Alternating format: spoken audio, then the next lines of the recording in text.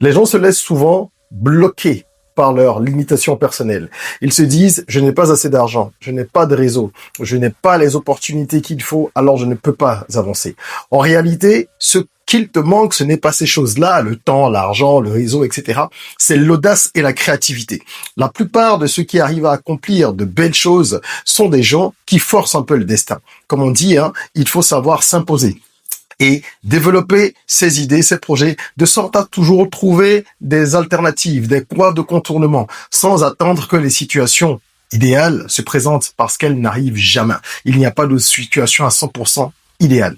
Aujourd'hui, je vais partager avec toi 4 moments de ma vie où j'ai fait preuve de créativité pour contourner le système tout en restant dans la légalité et pouvoir générer du cash.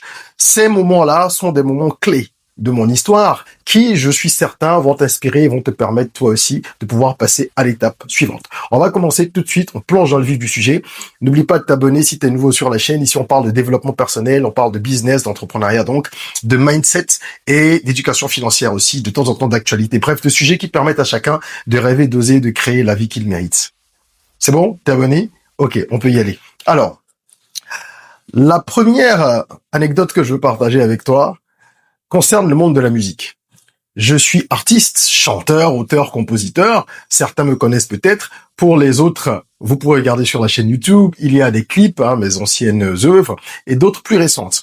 Il y a une quinzaine d'années, lorsque je suis revenu au Bénin après mes études en France, nous étions en 2010, et j'avais un single qui tournait vraiment en forte rotation sur les chaînes nationales, radio, télé, etc.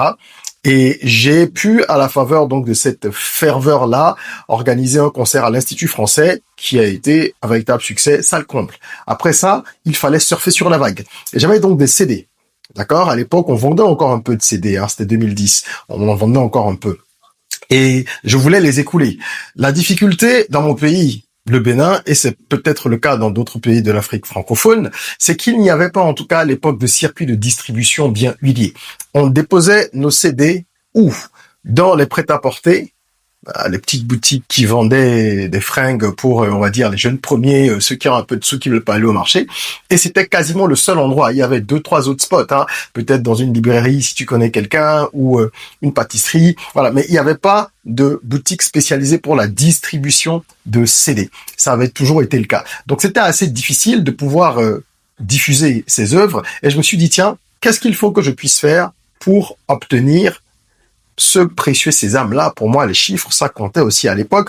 Aujourd'hui, un peu moins, mais je voulais pouvoir dire, on a vendu tel nombre de CD, mais sans faire forcément de bruit. Surtout, générer du cash pour amortir un peu ce que j'avais investi dans l'album, au niveau de la production, le clip, enfin, les quelques clips que j'avais fait, etc. Moi, c'est mes études, je venais de rentrer, j'avais besoin de cash, je voulais monter ma boîte de com et tout ça. Donc, j'ai réfléchi et je me suis dit, tiens, ces lieux dans lesquels on pose les CD, personne n'y va. Sauf des gens qui vont acheter des fringues ou qui vont à la pâtisserie de temps en temps et ils ne viennent pas pour trouver de la musique. Donc, a priori, c'est déjà biaisé. Comment est-ce qu'on fait? Je me pose avec mon manager de l'époque, on réfléchit et on met en place une stratégie qui est en fait du street marketing. On allait vendre vraiment en faisant du porte-à-porte. Créativité, audace. Qu'est-ce qu'on faisait? Les matins, à 7h, nous on partait de la maison à 7h, 7h30 comme si on allait au boulot. Mais on avait des journées de vente. Notre premier stop, c'était dans un petit salon de thé de la place, bien fréquenté par les jeunes actifs et tout ça, qui s'y arrêtaient pour prendre le petit déj. Donc, on prenait notre petit déjeuner qu'on payait et on parvenait, étant sur place, à vendre à quelques personnes. Alors, c'était très bien rodé. Mon manager se levait, il allait voir 2-3 personnes. Lui, c'était une figure connue. Il passait sur une émission télévisée qui était très populaire. Et donc, il accostait les gens facilement, qui étaient heureux de lui rendre un sourire. Ils échangeaient, ils finissaient par présenter très rapidement le CD. Ah, mon artiste est assis là-bas, voilà, nanana. Moi, j'étais en costume sur le CD. Ça faisait vraiment artiste hip-hop un peu à part. Et on arrivait à conclure des ventes. On vendait le CD à 5 000 parfois, alors que il était à 2 000. Et c'est les gens même qui disaient non, gardez la monnaie, etc. Donc on faisait ça le matin. Ensuite, on allait dans des écoles supérieures où on connaissait les gens. Et on vendait pas dans les classes à ceux qui sont dans la cour, qui attendent que leur professeur arrive 30 minutes plus tard, que leur cours débute, etc. À midi, on allait dans un maquis où on répétait la même scène que le matin dans le salon de thé. Et tous les jours, on changeait un peu de maquis, mais c'était des maquis qui étaient bien fréquentés par des gens qui sont actifs, donc qui ont déjà un revenu. Et on faisait ça jusqu'au soir. Il y a un jour où on a explosé le record parce qu'on a vendu toute la journée. On avait un événement le soir à 19-20 heures. C'était au Mojito pour ceux qui s'en souviennent à Cotonou. Et j'ai dû retourner chez moi parce que vers 21h, 22h, on n'avait plus de CD. Ma mère m'avait dit ce jour-là en partant, prends plus de CD et je l'avais pas écouté. Comme quoi, il faut toujours écouter les femmes, surtout les mamans. Bref. Voilà comment on a vendu plusieurs milliers de CD en 6 mois en ne faisant que ça du matin au soir, mais ça a été très rentable, hein, et sans faire de bruit. Et il y a plein de gens qui sont même pas au courant qu'on a eu cette démarche, qu'on a gagné de l'argent et qu'on a pu chacun ensuite, hein, en faisant le dispatching, réinvestir dans nos projets personnels pour avancer. Donc ce que je veux vous dire, c'est que quand il n'y a pas de système, quand il n'y a pas de réseau établi, quand il n'y a pas de façon de faire qui soit optimale pour vous, créez votre chemin. Vous avez la possibilité de le faire. C'est extrêmement important. On ne peut pas attendre tout le temps que le système fasse le travail. Si le système n'est pas là, vous le créez. Vous le créez à votre manière. Ok? Si on avait voulu faire de ça un business à part entière, on aurait pu, entre guillemets, labelliser cette façon de faire qu'on n'a pas inventée. Puisqu'aux États-Unis, beaucoup d'artistes, même connus déjà à certains moments, faisaient encore ça dans leur hood, comme ils disent, hein, dans leur quartier. Ils allaient vendre en porte-à-porte, ou alors ils se posaient quelque part, ils ouvraient le coffre de la voiture, ils faisaient des freestyles, ils mettaient l'album en rotation, les gens passaient, s'arrêtaient. Il faut être créatif. Le but, c'est de faire rentrer de l'argent à la fin de la journée et ne pas attendre que tout vous tombe du ciel. C'est ça, en fait, qu'il faut comprendre. Ok. Deuxième exemple. J'avais une agence de communication. Et ça a été ma première boîte, d'ailleurs. J'avais des difficultés de trésorerie parce que je vendais du service et j'avais pas mal de sous dehors. Donc, des clients qui doivent te payer à 30 jours, 60 jours. Parfois, ça se rallonge, hein, ça va jusqu'à 90 jours ou même plus. Et tu es coincé, tu sais pas quoi faire. Or, tu as besoin de liquidité parce que tu dois payer déjà ton loyer. Au début, tout était mélangé comme pour beaucoup de gens. J'avais tout ce qui est personnel, mais également tout ce qui est professionnel. Donc, je me retrouvais à devoir trouver des astuces, des moyens pour financer le loyer, financer ceci, financer cela. Et moi-même vivre, c'était difficile. Et je me suis rendu compte qu'il fallait que je trouve une solution parce que je ne pouvais pas changer la nature de ce business-là. Vous vendez des prestations en communication. C'est comme ça que ça se fait sur le marché. Vous êtes payé à 30, 60 jours. Ou même parfois, comme je l'ai dit, beaucoup plus. Qu'est-ce que tu fais? Tu vas pas changer la donne, tu vas pas changer le milieu, tu vas faire autrement en créant une autre source de revenus. Parfois, c'est aussi simple que ça. Parfois, on ne peut pas résoudre le problème en lui-même, en s'attaquant à lui uniquement, mais il faut adjoindre quelque chose. Donc, j'ai créé une nouvelle source de revenus qui venait répondre à cette difficulté-là. En quoi faisant? Eh bien, j'ai compris qu'il me fallait de l'argent un peu tous les jours. Donc, j'ai trouvé une idée qui était de vendre du cuicui, donc des galettes à base d'arachide. C'est un projet qui a beaucoup grossi après et qui m'a apporté beaucoup de joie, beaucoup de challenge aussi. Mais sur le coup, au début, c'était pas aussi raffiné que ce que j'ai pu faire par la suite. Je vendais ça sous une forme intéressante parce que j'avais changé la forme initiale de ces galettes-là. C'était un peu mon atout marketing, mais je mettais ça dans des bouteilles de sérum, quoi. Je veux dire, il y avait rien de spécial sur le packaging. Seulement que j'avais bien utilisé le mot cuicui d'Agonly. Agonly, c'est une région qui est connue pour son savoir-faire en matière de cuicui. C'est comme si vous dites moutarde de Dijon ou vin de Bordeaux. Et du coup, je savais que c'était un argument de vente. Donc, je m'en suis servi, ça a bien fonctionné et ça me permettait d'avoir un peu d'argent parce que je vendais quelques bouteilles tous les jours à 1000 francs avant d'avoir plus tard une commerciale. Au début, je vendais moi-même. Une commerciale qui allait vendre en plus de moi. Donc, à la fin de la journée, je pouvais avoir 6000, je pouvais avoir 12000, je pouvais avoir 2000. Évidemment, c'était pas le bénéfice, c'était le chiffre d'affaires depuis lequel il fallait retirer le bénéfice. Mais ça me donnait un peu d'argent pour tourner. J'avais un peu de liquidité et c'est ce qui me manquait. Donc, voilà comment progressivement, j'en suis arriver à pouvoir sortir de cette difficulté-là, cette saison difficile où j'avais parfois 600, 700 000 dehors pour quelqu'un qui commence, qui se lance, c'était en 2012, hein, et il n'a pas 50 000 francs sur lui alors qu'il a 600 000 dehors. C'est frustrant, c'est difficile et c'est pas pratique. Donc j'ai pu résoudre ce problème-là en cherchant une source de revenus, mais la bonne, celle qui me permettait d'avoir un peu d'argent tous les jours. Pas un nouveau projet complexe qui va mettre 1000 ans à fonctionner, parce que sinon, ça ne résout pas le problème. Donc, il faut toujours trouver des solutions par rapport à ses besoins de l'instant. C'est ainsi que l'on parvient à avancer. On règle un problème à la fois.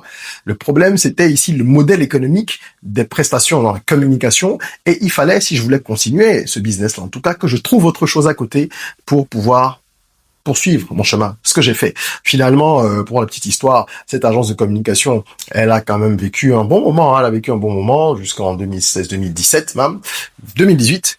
Et ensuite, je l'ai fermé parce que le projet agroalimentaire qui avait commencé comme ça sur un coup de tête, juste pour pouvoir avoir quelques sous, eh ben, ce projet-là, il a pris toute la place et il m'a permis d'avoir vraiment une réputation qui allait au-delà des frontières nationales. Ça m'a ouvert beaucoup de portes, même pour les conférences, les formations, dans mon activité de conseil que j'ai développée progressivement aussi.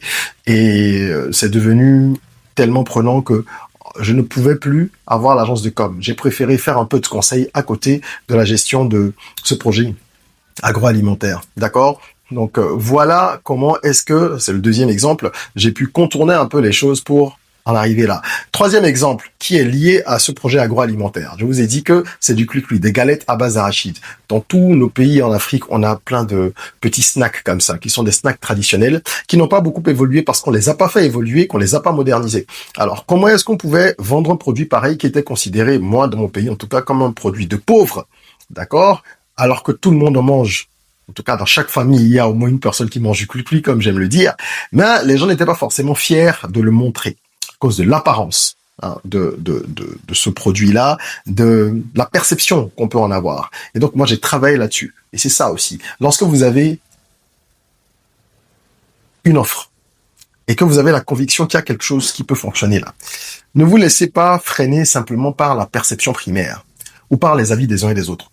Combien sont-ils ceux qui étaient choqués lorsqu'ils ont appris que Régis vend du clic-clic, mais c'est quoi ça? Vous savez, on est très snob, hein, malheureusement. Les francophones sont très snobs. Et ils sont pas assez pragmatiques. Et moi, ça m'a pas arrêté parce que je savais où j'allais. Et j'ai travaillé sur le marketing, j'ai fait évoluer le packaging progressivement, j'ai fait évoluer le produit. D'un produit, on en est arrivé à 19 avec mes associés quelques années plus tard, mais très rapidement parce que ça a été toute une gamme, hein. Il y avait le cuicui, après il y a eu tout ce qui est arachide, noix de cajou, chips de banane, mais avec des saveurs et de la recherche sur le packaging, sur le marketing en général. On a été les premiers à faire venir une mascotte qui allait sur plein d'événements dans la ville. On a fait également des spots qui ont marqué les gens. On avait des journées de dégustation. Vraiment, il y avait une grosse dynamique marketing derrière. C'est un peu mon dada, le marketing. Donc, le produit a grossi et c'est devenu une marque. C'était plus un produit, comme je l'ai dit, c'était 19 produits. Mais ce que j'ai fait ici, c'est quoi? Le système était bloqué. Un produit qu'on vend à 50 francs, 25 francs, 100 francs, quelques bâtonnets initialement, toi tu changes un peu la forme et tu le vends à 1000 francs pour ce produit-là. Et tous les autres produits qui sont arrivés, en termes de snacks qu'on a rajoutés, ben ils étaient plus chers que le prix médian, le prix moyen sur le marché. C'était un choix de positionnement et ce qui nous a permis de faire ça, de vendre plus cher ce qui est disponible à côté ou même dans le même rayon moins cher, c'est le marketing, c'est la perception, c'est le positionnement, c'est le branding. Voilà pourquoi je vous dis qu'il ne faut jamais vous arrêter à ce qui se fait juste autour de vous, à ce que les gens disent. En fonction de votre vision, vous tenez bien évidemment compte du marché, de ses réalités.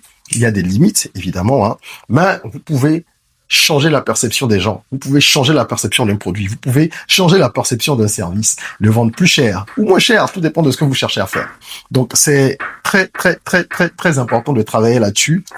Et vous comprendrez, si vous faites cet essai, qu'on peut changer la valeur d'un produit en changeant son histoire, en changeant tout ce qu'il y a comme storytelling autour et tout ce que nous pouvons connecter comme élément de perception. Et je veux finir avec le quatrième exemple qui, lui, est plus récent. Je suis allé chronologiquement, hein. 2010, c'était décédé. Ensuite, 2012, 2013, quand j'ai dû créer un produit agroalimentaire pour avoir des ressources un peu tous les jours, avant que ça grossisse, que ça devienne une boîte qui elle-même a eu ses challenges. Mais comment est-ce que j'ai pu faire de ces produits-là des produits à forte valeur ajoutée? Ça, c'est vers 2015, enfin, entre 2014 et 2018.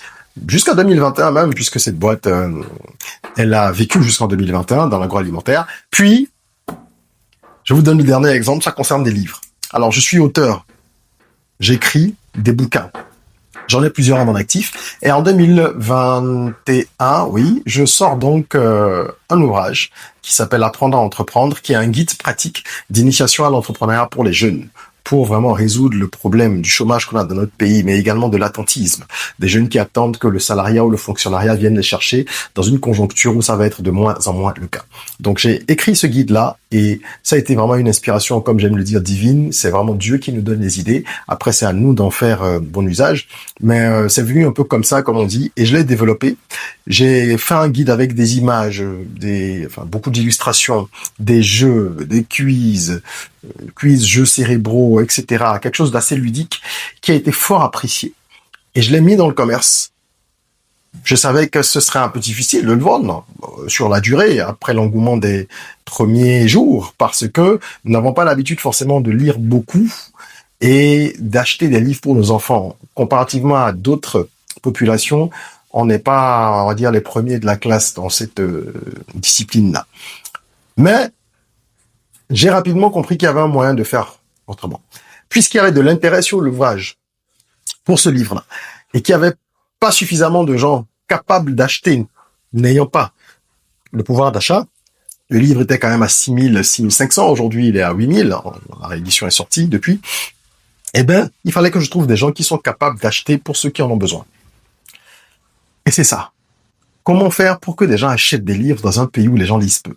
Eh ben, j'ai travaillé à trouver des partenaires qui étaient capables de financer la diffusion massive de ce livre parce qu'il y avait un intérêt social, un intérêt sérieux, intrinsèque, visible, palpable pour la cible, et que cela pourrait permettre d'accompagner d'autres actions, parce que ce n'est pas que le livre, j'en reparlerai dans une autre vidéo, mais c'est le livre accompagné d'autres actions, donc c'est un ensemble qui avait justement pour vocation d'aider les plus jeunes à sortir de cette difficile passe dans laquelle ils sont, et qui malheureusement peut durer de longues années parce que le dividende démographique est un challenge en Afrique et on en a encore pour des décennies. Donc, ces partenaires-là ont vu la pertinence du projet auquel le livre est associé. Ils ont décidé d'accompagner la chose et ça a permis de diffuser largement ce livre-là à plus de 12 000 personnes, quoi. Ça a été vraiment diffusé largement. Aujourd'hui, on est à peu près à 20 000 exemplaires qui sont diffusés à travers le monde, mais rien que sur le Bénin, on est au-delà de presque 14 000. Donc, voilà comment parfois il faut contourner les choses. Demandez-vous, dans certains cas, qui est capable d'acheter quelque chose pour la cible finale. Ça veut dire que dans un cas pareil, vous avez deux cibles. Vous avez la cible utilisateur et vous avez la cible portefeuille. Je vais appeler ça comme ça. C'est un peu vulgaire, mais comprenez que c'est pour schématiser les choses. D'accord? Et quand vous avez compris le fonctionnement, quand vous avez compris comment les choses s'imbriquent, vous travaillez intelligemment à la résolution de votre problème en trouvant des solutions créatives. C'est ce que je voulais partager avec vous. J'espère que ces exemples vont vous donner des idées, que ça va vous permettre vous-même de peut-être mieux configurer vos démarches et stratégies commerciales et que vous allez pouvoir avancer plus vite sur le chemin de la création de richesse et de la création de valeur. Et gardez également à l'esprit que ce qui compte avant tout, c'est d'apporter de la valeur aux autres. Je le répète toujours. Lorsque je vais vers les gens pour leur vendre des CD, pas des CV, des CD, eh ben, je leur dis, avec mon manager, voilà ce qu'il y a dedans. C'est de la musique, c'est un lyriciste, c'est ce que dit mon manager, hein, c'est un lyriciste, c'est vraiment des chansons à paroles, à texte, vous allez aimer parce que ça correspond à Faut que les gens comprennent ce qu'il y a pour eux. Lorsque je vends des produits qui sont des snacks traditionnels, 2, 3, 4, 10 fois plus cher, avec tout le marketing qui va derrière, c'est parce que je redonne à toute une population, à tout un peuple, la fierté d'avoir également des petits trésors qu'on peut montrer à la face du monde. Et ça a été le cas. Les gens étaient très, très enthousiasmés parce qu'ils voyaient que on avait des reportages sur Canal+, par rapport à cette marque agroalimentaire. Canal+ est venu, BBC est venu. On a eu beaucoup d'expositions médiatiques à l'international et de reconnaissance aussi, tant au plan local qu'au plan inter.